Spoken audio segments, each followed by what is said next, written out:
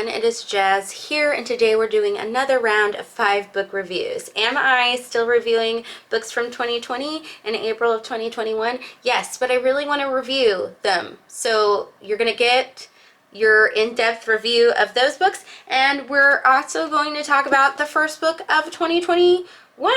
So it's a good deal, right? We're working it out. So as usual, I'm going to tell you what I will be reviewing in this video, and I will give you all the timestamps below in the description if you want to pick and choose what book reviews you would like to watch. So today I will be reviewing Choker by Elizabeth Woods, With the Fire on High by Elizabeth Acevedo, Daisy Jones and the Six by Taylor Jenkins Reid, Real Men Knit by Kwana Jackson, and The Search for Delicious by Natalie Babbitt, which is the first book of 2021. First up is the book Choker, which is, in my opinion, a YA sort of psychological thriller, if you will. So this story focuses on the main character named Kara. So in the beginning of the story, we find out that Kara, when she was a child, had this best friend named Zoe, and then her family moved away and she didn't see Zoe again. Then flash forward to Kara as a 16-year-old, and she is really struggling in high school. She's acquired the unfortunate nickname Choker through a bad experience. She likes this boy, but he's of course involved with someone else, etc., etc. And one day her childhood friend Zoe shows up in her bedroom, and the story sort of evolves from there. There's a bit of a murder mystery. Now, well, Choker didn't knock me off my feet with its mystery element.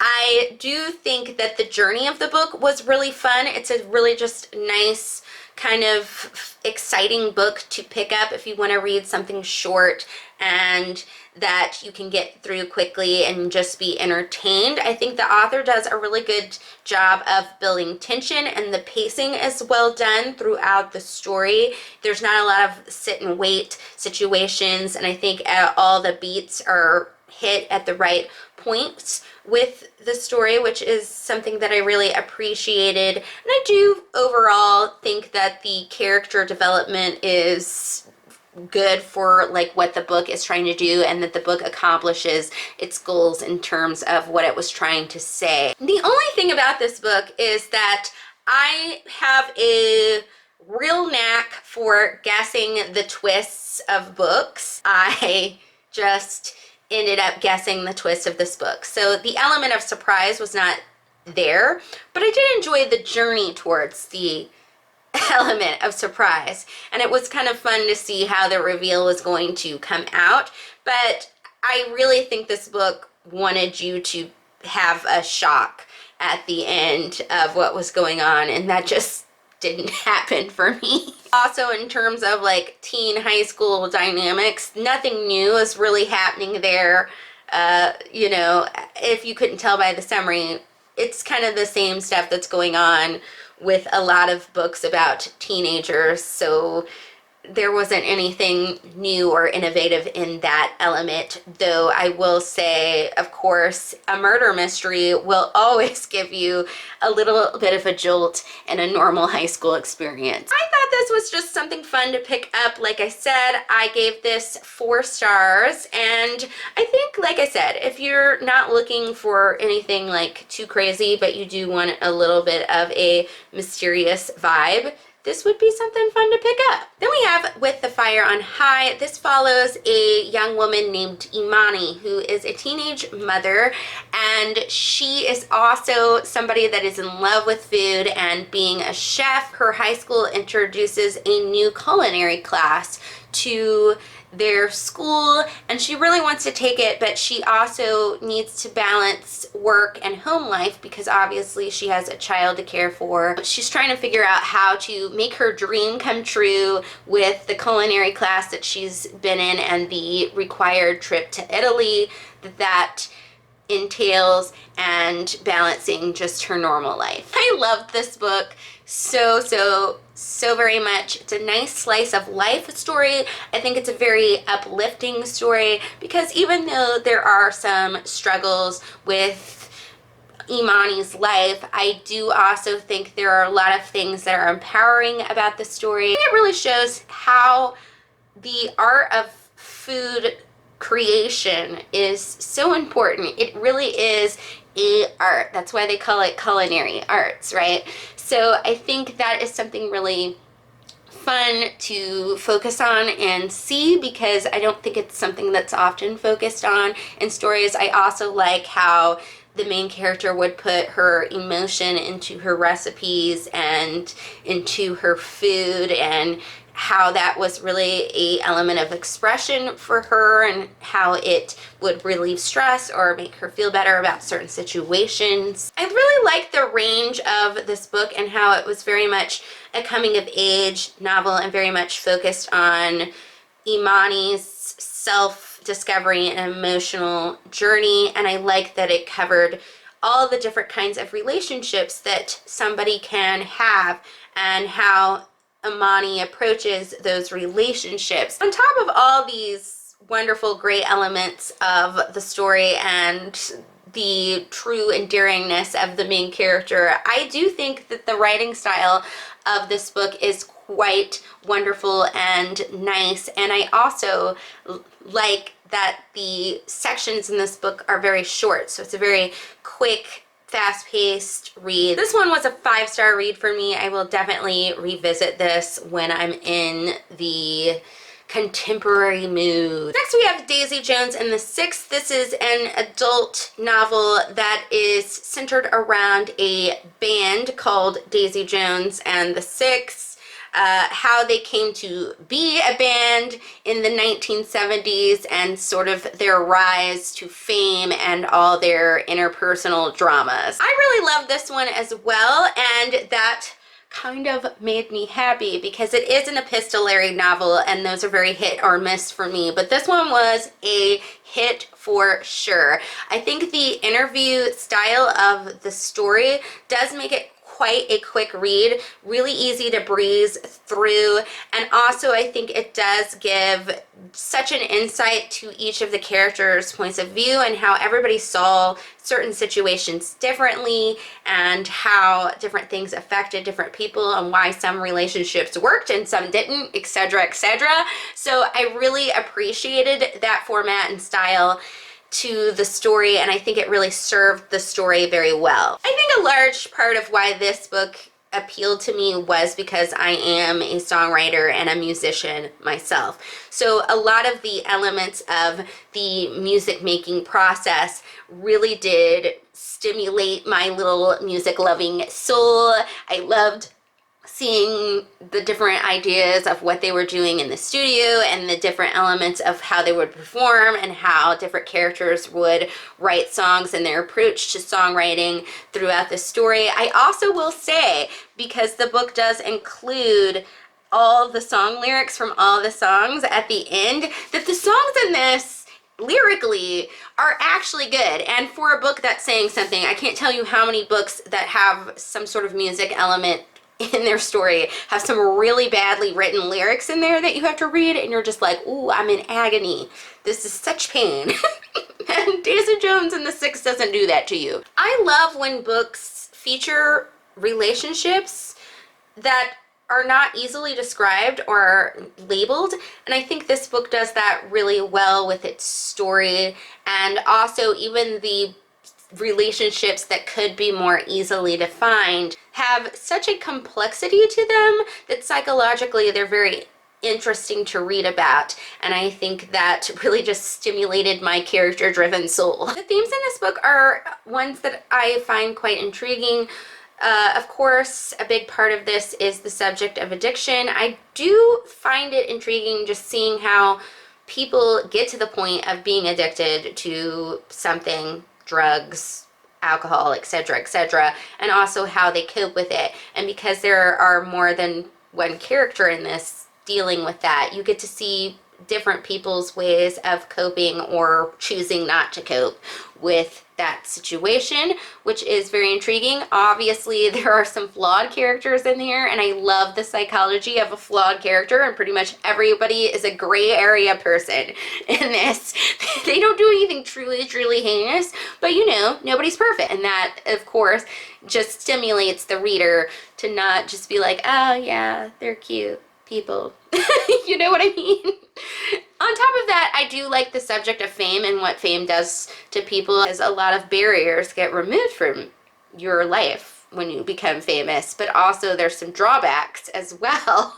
And so I like seeing books explore this in different ways. And so this book explored it in a way that wasn't too extremely dark, but definitely had some hard-hitting moments. So yes, highly enjoyed this.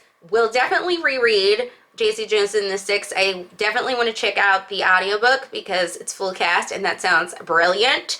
And I gave this 5 stars. Let's talk about Real Men Knit. So this is an adult contemporary romance, or I believe that's how it's classified. It focuses on 2 characters. One is a man named Jesse. Jesse is one of, I think, I'm forgetting, 4 or 5 brothers that were adopted by this very fabulous woman that ran a knitting shop. So they're all from different families and different backgrounds, but they were raised as brothers. And Jesse has kind of a bad boy reputation, and when their mother dies, he really wants to keep his adoptive mother's knitting shop that she has always had because it's been so great for the community. But the brothers are like, you're not going to be able to handle this, and we need to just close the shop. One of their childhood friends, Carrie, who is kind of Jesse's love interest in this story,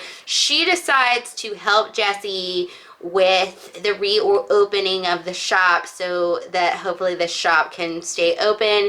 And she's always kind of been in love with him, but has avoided sort of the relationship because of his reputation. And the story sort of rolls on from there. I did not really enjoy Real Men Knit that much, and I don't know if that is honestly entirely on the fault of the author, or if that's just me having my personal taste or my personal inclinations of what I thought the book was going to be. In my mind, I wanted the book to have a really equal balance of the romance, the family drama, and the goal, which was to open the bookshop and how that was going to affect the community. That's how I personally would have put the book together, and I don't think that it accomplished that, in my opinion. So when I got into it in terms of execution, it was a little bit of a letdown, solely because I do think it was more romance heavy and less equally balanced with the other 2 elements of the story that I was honestly a little bit more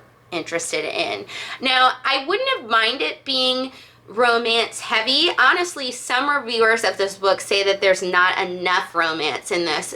People that read romance all the time. Now, I'm inclined to disagree with that because possibly I'm not a super romance book reader, so maybe I don't know what I'm talking about it. But to me, it was 90% the romance. And the problem with this is the other element where I was really, really let down, is that I didn't find the romance believable. I didn't think Jesse and Carrie had a lot in common.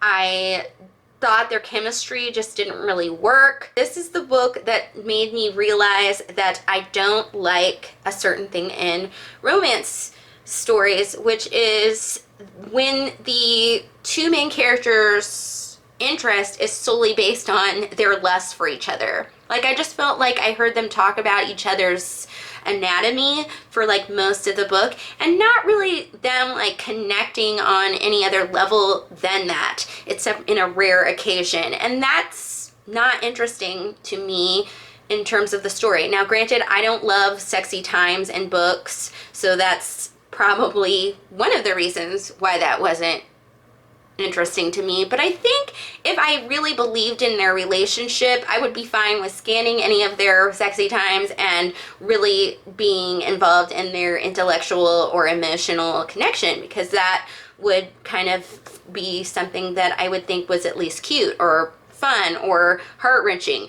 I felt none of these feelings. Now, in terms of the relationship between Jesse and his brothers, that was a really letdown moment too, because I feel like the book got in this repetitive cycle where they just ended up talking about the same things and having the same argument over and over again, which probably would happen in real life, but in a book, we need to move forward. We need to progress. I just didn't feel like the book was moving forward from the same discussions over and over and over again. And honestly, the stuff with the knitting shop was not that well done or great. I also think that emotionally it didn't tune me in.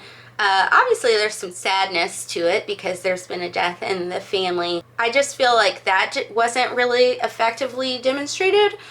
And on top of that, when there were attempts at humor, they weren't particularly great. I will, however, give a point to the author for managing to make a reference to both Stephen King's It and Neil Gaiman's American Gods in one sentence, because that was kind of bomb. That was really comedically all I had for me. I did listen to this in audiobook, and while I did return the audiobook because I honestly will never probably read this book again, I don't think there's anything wrong with the reader of the audiobook itself. Now, when I first completed this book, I did give it a 3-star rating. That is the rating that I usually give books that have a good idea in principle, but where I didn't enjoy the execution of the story. However, over the 4 months or so that I've been marinating on this book and thinking of it, I realized that I probably should have given it a 2.5, maybe even a 2-star rating. I actually recommended to someone who was struggling with the book not to finish it. Like I said, it's not worth completing. So I'm thinking that a 3-star, I would at least go, stick it out, you might like it. A 2.5, 2-star, I'm like shut down. I probably wouldn't recommend this book to most people, especially if you're not already a romance reader, solely because I don't think the character development is as well developed as it could be, and I honestly wanted to rewrite the book and a lot of elements of the story instead of just enjoying the story for what it was. So yeah, I'm kind of glad that I reviewed this later, because I honestly think I would have given it a lower rating than I initially gave it. So the last one up that we have here is The Search for Delicious. This is an allegorical tale that is most likely geared towards children, but I think any age could enjoy it. The main plot of this story basically starts with an argument in a kingdom. The prime minister is writing a dictionary and he wants to give an example sentence for the word delicious. So he uses a sentence that includes a particular food, and the king hears this and he's like, no, that food's not the best, this food's the most delicious. And then the queen's like, no, this food's the most delicious. And this leads to a large argument in the kingdom. So what they end up doing is the prime minister has an adoptive son, and he sends his adoptive son out on a journey to poll everyone in the kingdom to find out what food is the most delicious. And of course, everyone says something different. So it becomes even more of a problem that builds and builds and builds. And of course, there's a villain in it that's just feeding on that and trying to cause even more problems throughout the story. The Search for Delicious is just chef's kiss. It is mwah! It's the total just awesomeness of children's books. I really love Tuck Everlasting, and I love this more than Tuck Everlasting. So in terms of Natalie Babbittness, that says something. I'm definitely going to try to read more of Natalie Babbitt's work. Those are the only 2 books that I've read, but so far this is like ranked are right there at the top of the 2 books that I've read. For a tiny book, I think this book accomplishes so much. It is an adventure story. We're following Galen, the main character, as he's doing this pull. You get to see mermaids and different forest creatures, and of course, the rest of the kingdom. It's also a really intellectually stimulating book if you are diving into the allegorical part of the tale. It's basically showing that humanity will fight over the most inane, ridiculous thing. I know it's a children's story, but people just miss the point sometimes, and that's basically the idea of the book, is that things will just escalate from the smallest thing that didn't even matter in the first place. And I think adults could really learn something from this book. It's also an important principle to introduce to children so that maybe you can teach them to have a little common sense and avoid conflict about things that literally do not matter in the long vision of the world. If you like fairy tales and fables and that sort of writing style, you get that element that will really bring you back to your childhood and those types of stories. But it also still within that has a fairly good grasp on character development, which sometimes in fables and fairy tales, at least the originals, that's not really what the strong point is. The strong point is telling the story. And I think in this you still get a little bit of characterization for the characters and things like that you maybe wouldn't get from a traditional fable or fairy tale that you read. So loved Search for Delicious, super lot. Gave this one 5 stars. Highly recommend anyone of any age picking up this book and giving it a go. Those were my 5 book reviews. Drop me a comment below and tell me about what you thought of these books. If you've read them, maybe drop me some more recommendations if you feel so led. Also, you can just say hi down there, but please drop me a comment because that makes me super happy. It makes me feel like people watch this video. Oh, I'm sorry, I had to be silly. It was, I don't know. It's just, this is my second video of the day.